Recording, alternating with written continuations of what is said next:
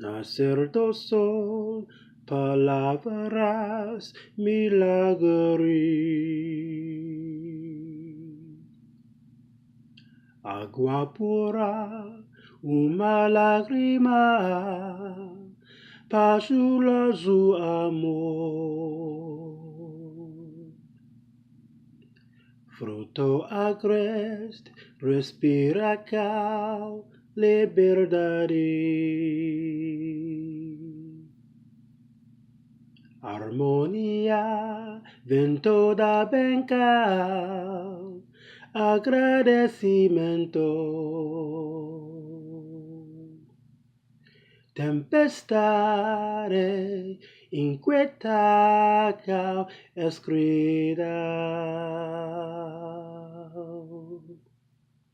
Luz do sol, alegria, graças a Deus. Tempestade inquieta cal escuridão.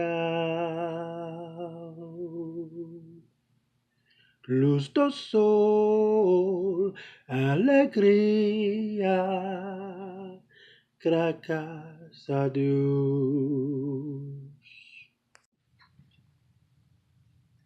Hey, Jordy, what are you dreaming about?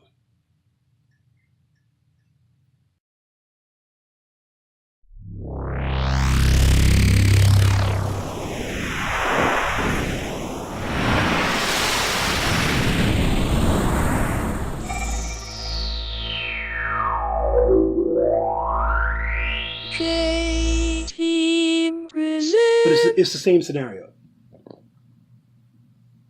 Welcome all to another episode of the Jokatech podcast. I'm sorry it's been so long. It's just the way it goes. Life has been happening, obviously, as it always tends to. I have a new baby girl that welcome to the world on the 4th of July. Thank you for the congratulations. Thank you. Been basically getting things in order with employment, etc. All the regular things that happen. When it comes to artistic endeavors and scholastic and sports endeavors and athletic accomplishments, those have been sort of put on the side. I've been working on a few things. In fact, right now I am somewhat pursuing becoming a Wing Chun instructor. That's a little thing that I'm doing on the side right now. I'm just expanding my knowledge and getting proper training with certain techniques and getting myself in order so I can, perhaps do that. I always like teaching and instructing. I've taught technique before, but I haven't mastered all the forms and certain things. So it's, you can't be, there are some people that'll teach without being a master, that'll teach without having full knowledge of a discipline, and they go out there and they call those fraud schools. So I've never been down with that. When I was studying Brazilian Jiu-Jitsu at Lion's Roar under the Gracie camp, I remember hearing stories of a lot of people that left, did this, that, and the third, opened their own schools, and they're a joke. Yeah, you may be cleaning up money, but that's about all you're doing. You're a complete joke in the world of martial arts. And also those people are kind of a stain in the world of martial arts because they're the ones that get into conflicts, get destroyed, and they sully the entire name. Then people call this style effective based off of those people. But anyway, I've been studying Wing Chun and Wing Sung for a total of probably over a decade, off and on. Studied under the same master I'm studying under now when I first started. And I'm studying under him again,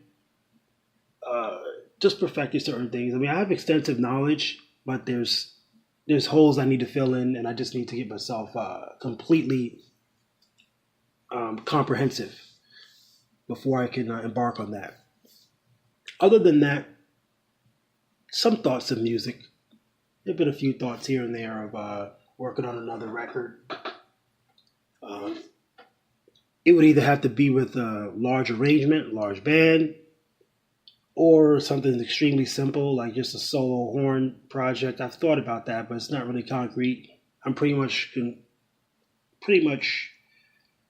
content with what I've done thus far. I look back at the last 6-7 albums, and it's really kind of amazing the quality that I put out. Whether that's recognized or not, it's not really important. It is what it is. And the only thing that I've released in the immediate past, or was trying to release, is a poetry collection. Because I did finish about, I would say, 5 or so poems. Some of them somewhat long, some of them pretty short. And I've never had a problem releasing them before, but for some reason I'm having some issues getting it proofed with the company that I use. So that's the only thing that's held up. And other than that, just really just grinding and focusing on family. But the topic that I was just discussing was back to sports. Deontay Wilder, the dark horse, pardon the pun, in the heavyweight division. The boogeyman, as they called Luis Ortiz. And another fighter who I like, Tyson Fury. Now, Tyson Fury grew on me when he first, came on the scene. I always respected Klitschko. And so I'm like, who is this guy? Coming to Klitschko. He showed himself in the ring. He boxed a much more dangerous Klitschko than Joshua fought. Silly around the ring. And he actually, when nobody really talks about, he actually could have stopped Klitschko if he wanted to. Now, if you know your boxing, Tyson Fury had an easier job with Klitschko than Joshua did, despite the results. Joshua almost got sent to the cemetery, and he was fighting a stiff Klitschko that really wasn't outputting anything. Tyson Fury fought a Klitschko that was dumping bombs, mixing it up, stalking him, doing everything under the sun to get this guy out of there. And he couldn't even touch him. There was never a time he was in trouble. If he stepped on the gas at any point in time, he could have put Klitschko away. That's what had my jaw dropping while I was watching that fight, because I saw the whole thing. I saw both fights. But that's what had my jaw dropping, because I'm thinking Klitschko is this animal. He's just going to deal with this dude. And really, Tyson spared him.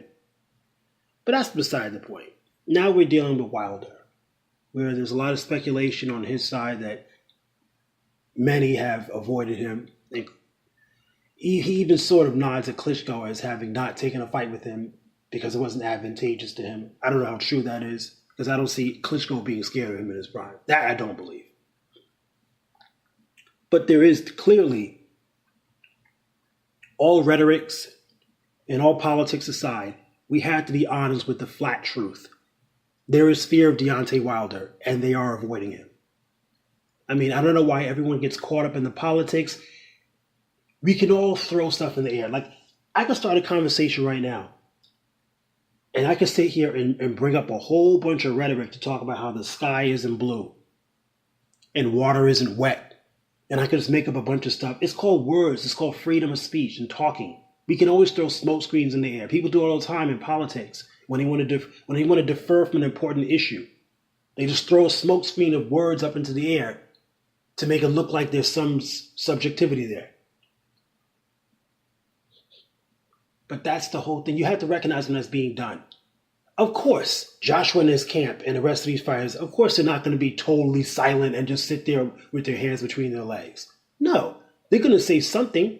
Do you not notice at this point that everyone's just mumbling? Besides Tyson Fury, everybody's just mumbling when it comes to Wilder. They just say a bunch of stuff about contracts, about certain dates need to be met and all this other nonsense. They don't want to fight him. They're not eager to fight him. They might sort of be interested under certain circumstances setting the fight up down the line. That's about as far as it goes. There's no eagerness to fight him because they're scared of him. Let's keep it real. They are scared. Because the point that I was dwelling on was it all comes down to the fear of power. When a fighter has power, a kind of power that other fighters and all enthusiasts and connoisseurs, they just can't even comprehend, that scares the division. Like when Mike Tyson was fighting and he was in his prime, he had a scary power. That's one of the things that he's remembered for, because he had the kind of power where he was like decapitating guys. and they couldn't comprehend it. They couldn't put a cap on his power. Like, when somebody has power, there's a lot of fighters that have a little pop to their punches, but usually you can put a cap to it. Like you see the extent of it.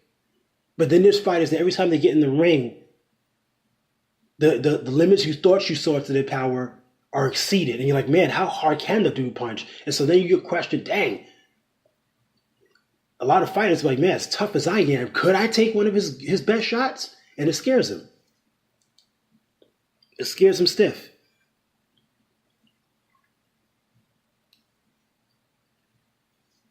So that's the whole thing about Wilder. They're scared to death. And, can't really blame him too much, because the fact of the matter is, I always say what you will about a fighter.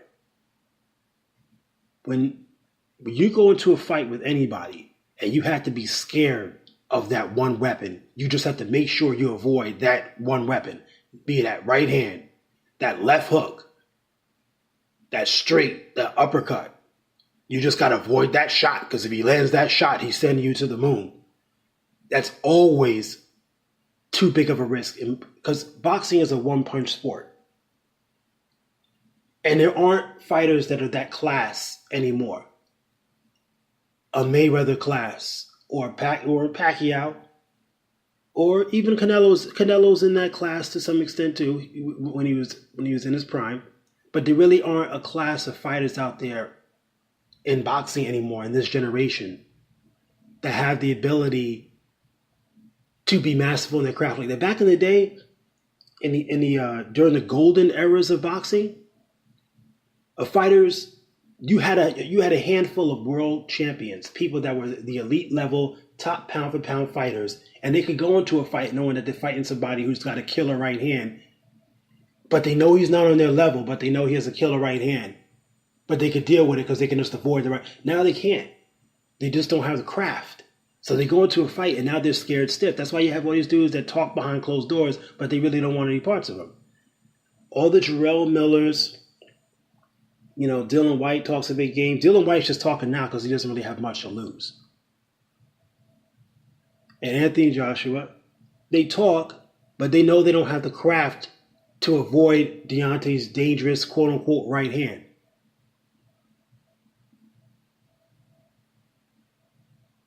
So that's why they really don't want to fight. But the other side of it here is this, though. The problem with people is they only want to accept part of a truth. Like you have a whole big blanket of truth. Let's say it consists of 5 different things, right? You accept one, but it's so painful that you had to accept that you don't want to accept anymore. But the other 4 go with it and coincide. But you've accepted all you can bear, so you're not going to accept anymore. You are only hurting yourself. You're only hurting yourself when you do that. That's why the court system says the truth, the whole truth, and nothing but the truth. It does no good to anything to squeeze out a little bit of truth and then to just completely disdain the rest because you can't bear any more truth. Take it all. Get it over with. What are you acting stupid? Because what that means is Deontay Wilder is not just power. Deontay Wilder has excellent timing, excellent instincts, dangerous craft. He has a skill set to go with his power that makes it very dangerous. He knows how to set it up. He knows how to sustain an attack and also launch an assault late in a fight. He's not a front runner, a 4-round fighter who you survive the first 4 rounds and you're good. 11th and 12th round, he can get a knockout. He could turn it on in the 6th, 7th, 8th round. He can adjust as well. And he can poise and patiently wait. He doesn't just wing for the fences. So yeah, unorthodox to a degree, he's always had a solid jab. And he sets his shots up. If his shots were so wild and crazy, then crafty boxers would be able to just avoid them and to be able to block them effectively. Do you notice that he knows how to go around the guard? That he knows how to set up combinations and drop your defense or get around it? He's not as sloppy as everyone says he is. And rather than embracing that, people keep being in denial, and then they get upset and disappointed and shocked on fight night whenever he fights. Oh, how'd that happen? It's time for us to knock it off. He's not doing all this from mere luck and just his power. He's setting it up right. That's what makes it dangerous. That's what makes him such a dangerous fight, is because he knows how to set that power up. If Deontay were just a wild fool with a lot of power, the way everyone seems to continue calling him, he wouldn't be as dangerous as he is. But, people are still in denial about that. But it's going to be very interesting because, honestly, on all cylinders, Tyson Fury is very intriguing. Very intriguing. And the more he trains, the better he looks. Like, he's getting back in serious shape now. He's looking crazy now. He was fat when he came back in his first fight. And now he's training. He's gotten in even better shape. He comes from good genes. His dad's a big, monstrous guy too. Dangerous, dangerous fight. But that's the kind of fight that Deontay needs, though. He needs that.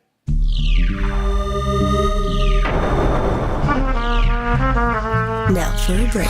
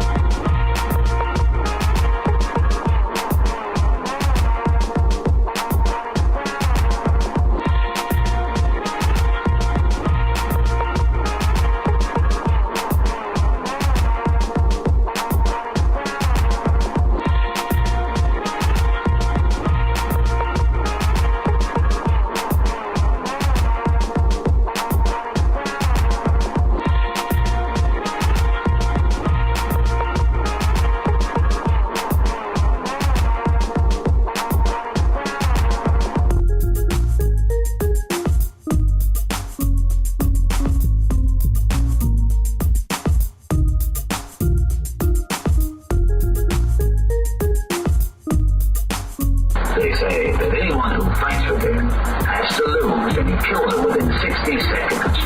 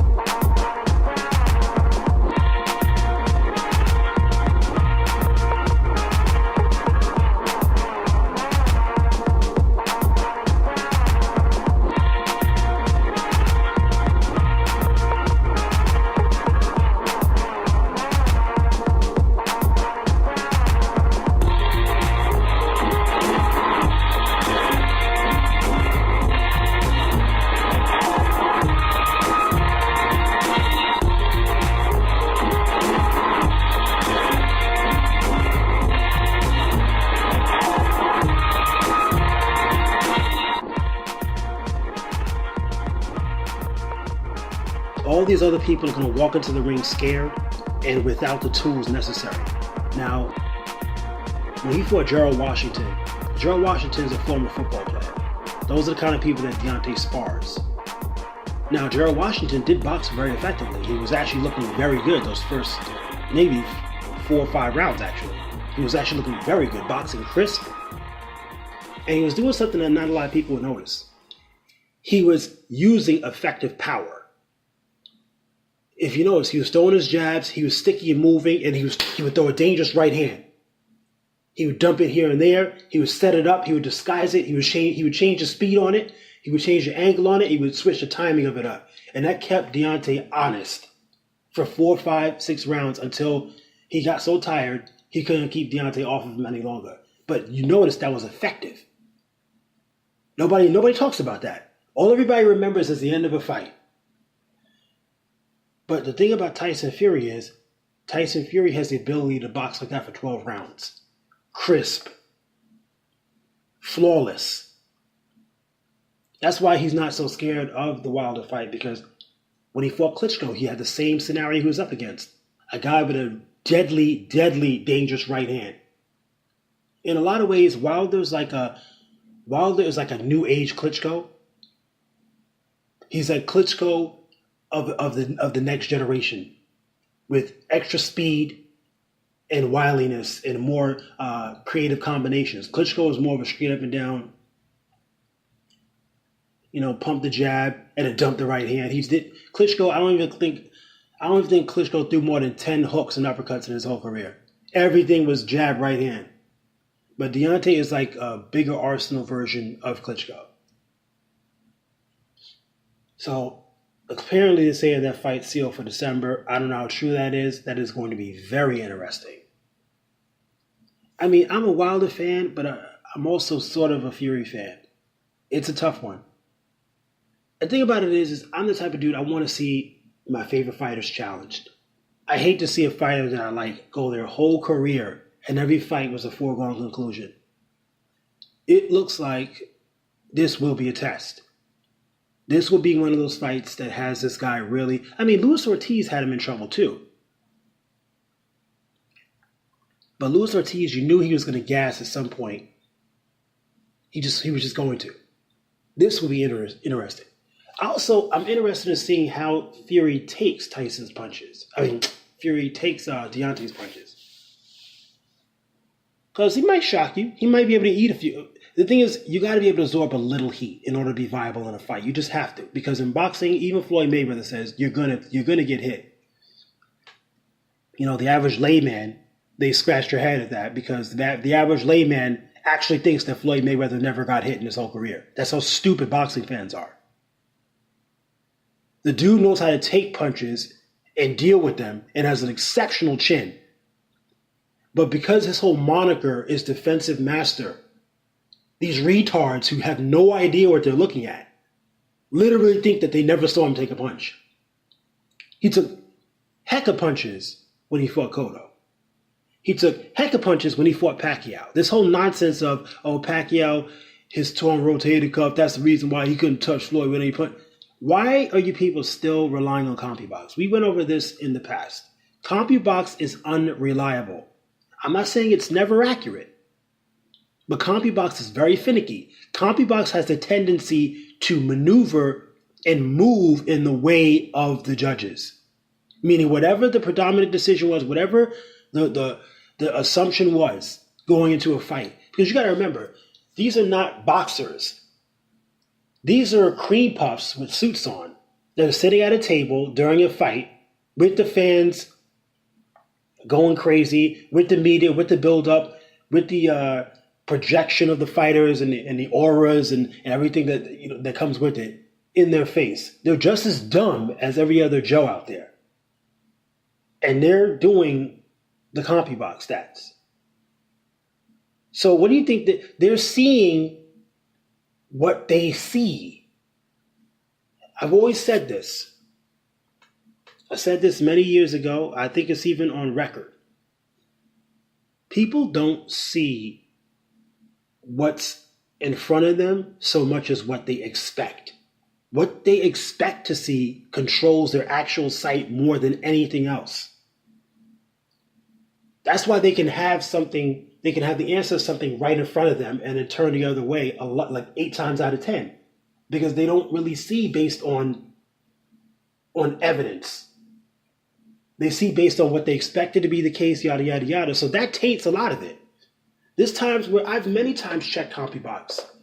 And there are several fights. The lower profile ones are not as risky because there isn't as much mystique going to them.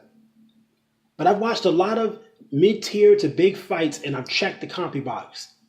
And I've looked at it round to round like, what are they talking about? Now, I box and I have for years. I know the strike zone. I know landed punches. I know blocked punches.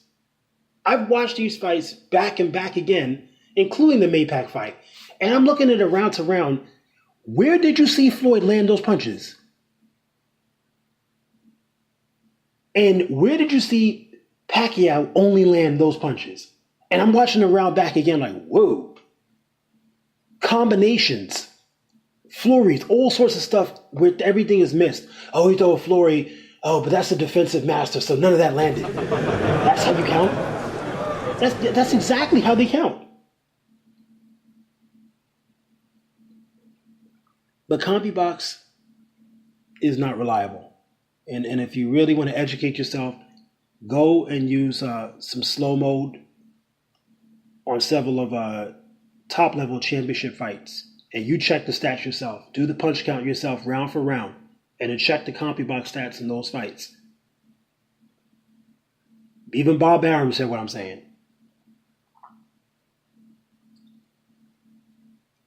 But the thing about this upcoming card, December, it's intriguing.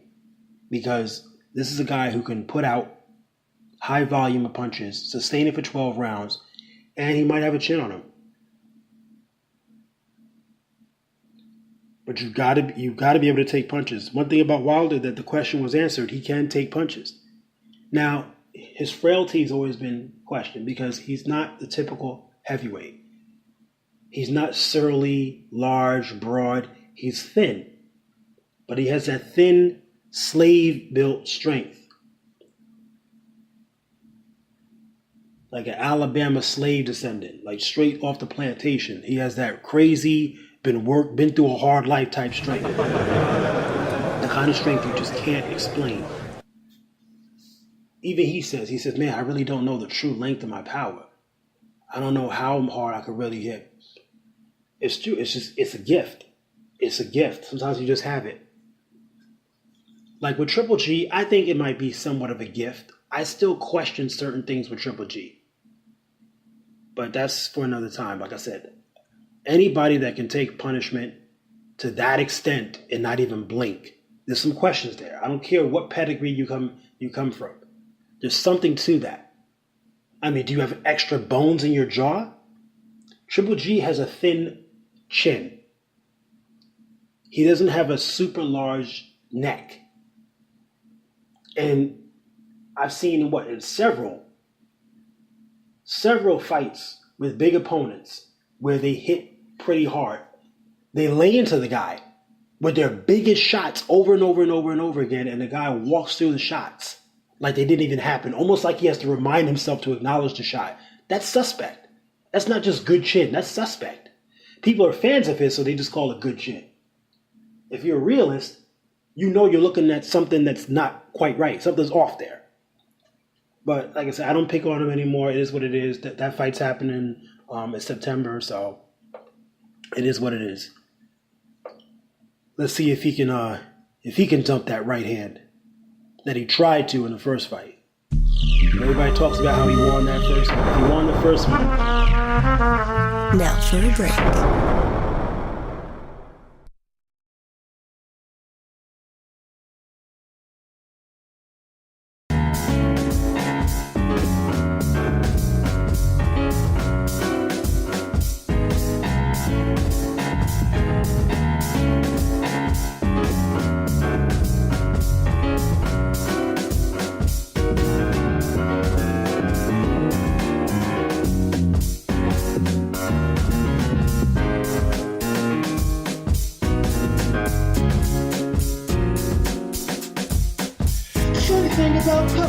Is they connect all they confuse. That's why a man from Saturn will never sing blues. The funny thing about pain is it connects all they confuse. That's why I write the past and you remember something new. We dream of all these things, then we wake up in a world of pain. Roses grow even with a little bit of rain. So spring can bloom again.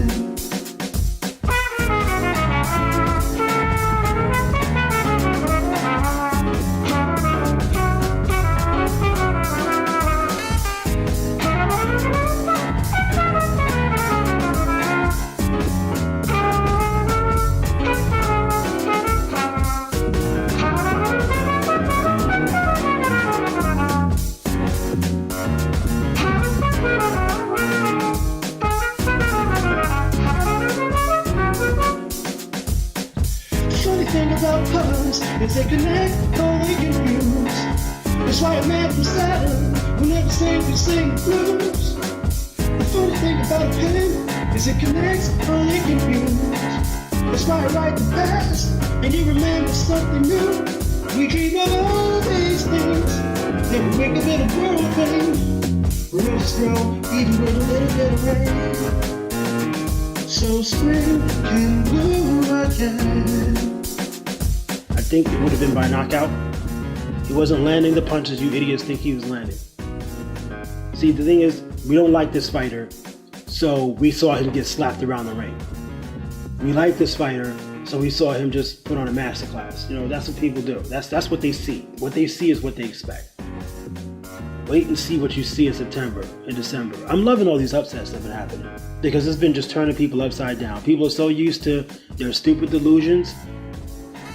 All these outcomes have been shockers. Like, oh my goodness. And they're doing a good job with the matchups now in boxing and MMA because the card that's coming up, the UFC, I think it's 227 or whatever it is, that's not just a stacked card. That's a masterful card. That's a masterful card. You have Mike Perry facing Donald Cerrone. That in itself is a crazy fight. I'm surprised that they throw those two together. Those are two people that, one's an old horse, but both of them are sort of on a come up. I think this might be the last run for Donald Cerrone. He had a big finish in his last fight, and he's tended to come up short whenever he's reached the mountaintop, even though he has these crazy winning streaks. He's broken records for wins, etc. But he never seems to be able to get over the hill, and this might be his last little charge. And to put him in there with Mike Perry is like, man, you kind of destroy something in there. But UFC's been doing that a lot lately. There's just been a lot of good stuff. Nate Diaz comes back from a long layoff, and then he's facing Dustin Poirier. Like, that's just crazy. And you got my boy Conor facing Khabib. I want to know how he's preparing because Khabib is a ground master. Khabib is also very adept at sustaining and dealing with stand-up issues. He's able to deal with that.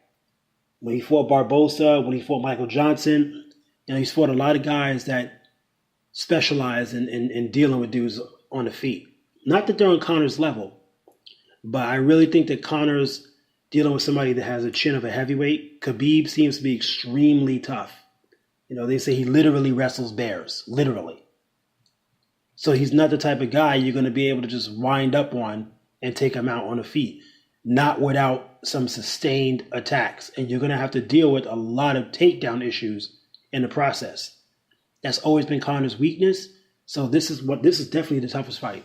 And I agree with the critics that say this is a fight that a win makes him the GOAT. If he can beat Khabib Nurmagomedov, dude, he's the greatest MMA fighter of all time. Period. He's fought takedown specialists in the past. This guy is of a different breed. This is a guy who's known to spar and destroy middleweights, heavyweights in the gym regularly. A guy that grapples with DC because they're both from AKA. Grapples with him and gives him problems.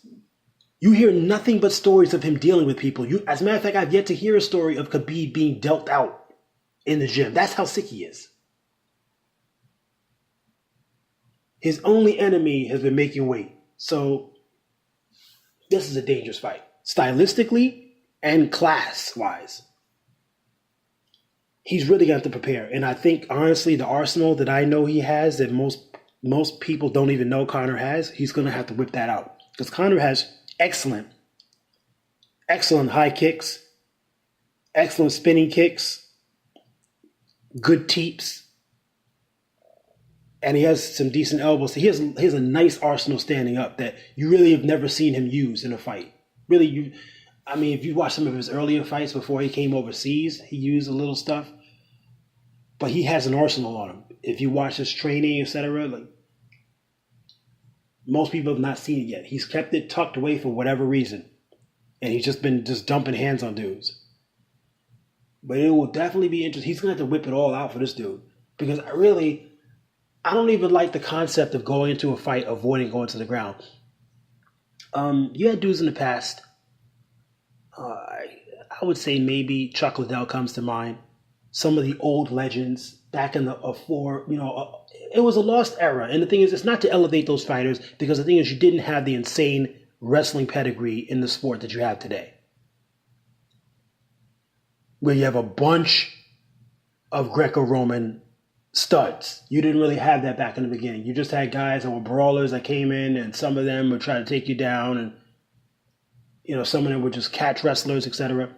But today you have Olympians, collegiate stars. You have a bunch of people that started a university, and then you have guys that are just absolute Greco-Roman phenoms. Like Khabib, or like Yoel Romero, or DC, or even Chael Sonnen. You have a lot of dudes today that are just dangerous. So I never liked the logic of, oh, well, he's got to avoid the takedown. Guys can't avoid takedowns like that anymore. It happens. And when it happens, what are you going to do? The problem with Khabib is you really have to avoid that takedown. Because if he ever gets that takedown, you're never going to get up. Ever. If you can survive to the end of the round, so be it. But you're not going to get up. That's the problem with Khabib. He's not going to let you up. He's too strong, he's too powerful, he's too skilled. And even though Conor's strong, he's not going to be able to get up. And that's the scary thing. So he's literally going to have to fight 5 rounds.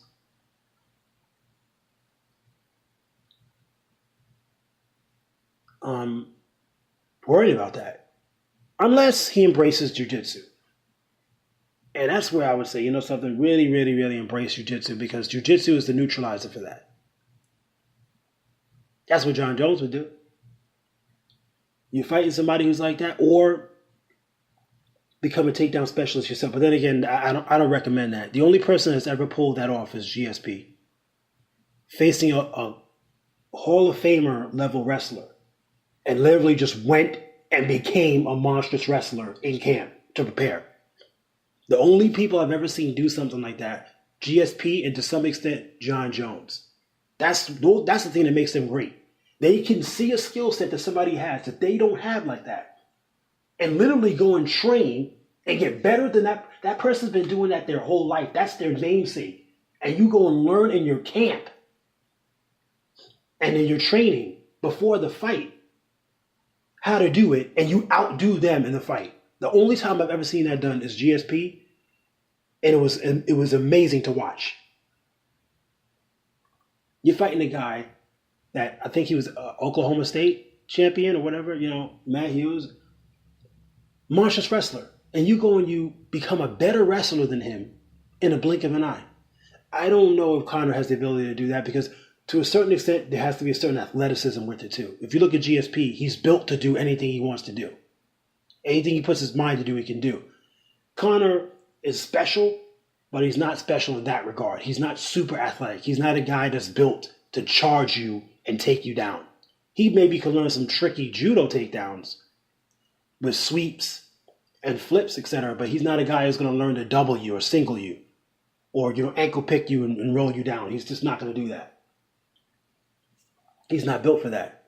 And the thing is, I say the route for him, work on your jiu-jitsu. Work on your game off your back. Now, he has had some elbows and etc. off of his back. But he's really got to work on that jiu-jitsu. You got to be dangerous. You got to make sure you're mangling Khabib every time he has you down and he's in your guard. You are mangling him, because Khabib's not inactive. He's not just a takedown lay on specialist like some other fighters are. Khabib takes you down and he's working like an old school Tito Ortiz. He's working, advancing position, and raining down, thunder. But the thing about Khabib, though, his power isn't all that people are saying it is. When he fought Michael Johnson, the only reason why he won the fight, he overwhelmed him. Now, Michael Johnson's a tough fighter. He's one of those coked up type dudes. Like, he's so fired up during press conferences. Because I remember when he first came into UFC, like 10 years ago, whatever it was. I remember when Michael Johnson first came in. He's this amped up dude. He can take a shot, and he has very good hands and skills. he's not on Conor McGregor's level. He's not. He is a little special himself too, though. But he's not quite on Conor McGregor's level. But I remember when he first came in, and I'm seeing him now, I'm like, yo, this dude's he's really progressed pretty well skill-wise. But when he fought Khabib, he was dealing with Khabib's stand-up. He was dishing it out to Khabib. He was giving him the gift. But it wasn't bothering Khabib at all. And Khabib eventually started getting the better of him standing up before it even went to the ground, which is intriguing. Then when he got him to the ground, Mike Johnson could not get up. And I think it's going to be the same problem with Conor unless he does something drastic during this camp. Mike Johnson cannot get up. But the shots that Khabib was raining down, he was raining down hooks because he eventually just rolled him over into back mount. And he's like raining down like hooks and stuff. And a lot of them were landing very, very, very clean. And he was throwing them with passion. But they weren't damaging. They were frustrating and they were keeping Michael Johnson from getting out of that position. But they weren't like ragdolling. That's one thing that kind of surprised me. Because I'm seeing this and all the stuff I heard about Khabib. I'm expecting him to just blast this guy into oblivion. And I'm seeing him land these clean shots from back mount on Mike Johnson. And he's not going away. He wasn't a rag doll that Khabib had to be pulled off of him and he was just laying there like in a coma. All he was frustrated. And when the referee finally stopped him and pulled him off because he wasn't being active, Mike Johnson was just fired up, ready to keep going. Now that's something that works in Conor's favor. Because Conor has an even better chin and even better endurance than Michael Johnson. So if Khabib is raining down thunder but he's not hurting Conor, that's giving Conor an opportunity to continue working, to better advance position, to do some damage of his own, and maybe, as crazy as it sounds, maybe tire Khabib out. That's another problem, though. Khabib has never gotten tired. He's never gotten tired. So this is actually a very, very dangerous fight. This is way more dangerous than when he fought Mayweather. He actually had a better chance of beating Mayweather than with Khabib. That's crazy. So I don't know how he's preparing. I haven't seen any video yet. I do know that this clearly is a fight he didn't want. And you can see why. But all these are intriguing matchups that are coming out over the next couple months. So stay tuned. We'll see how it goes. And you've been listening to the Jokatech Podcast.